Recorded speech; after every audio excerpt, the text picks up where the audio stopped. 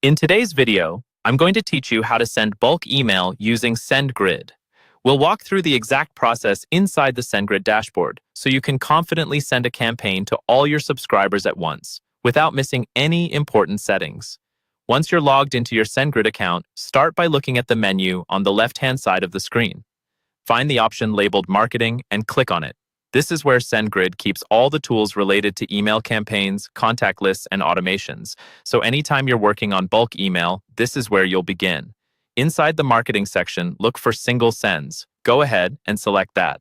Single sends are one-time email campaigns that go out to a list or segment of your contacts. In the top right corner, you'll see a button that says Create Single Send. Click that to start building your bulk email. Next, you'll be asked to choose a template. You can pick from a pre-built Sendgrid design, choose one of your own saved templates, or start completely from scratch with a blank template. If you're just getting started, using a pre-built design can save time and help ensure your email looks professional and mobile-friendly. When you've chosen your template, select Design Editor.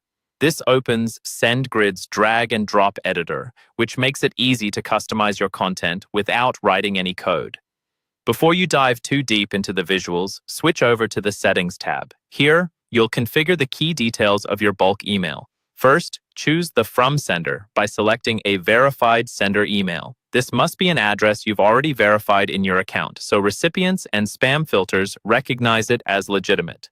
Next, enter your subject line. Make it clear and relevant so people immediately understand what the email is about. Then choose your recipients.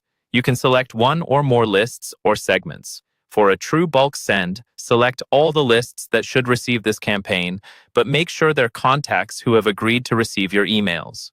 Now move back to designing the email itself. In the design editor, drag and drop content blocks like text, images, buttons, and dividers into your layout. Adjust fonts, colors, and spacing so everything matches your brand and is easy to read.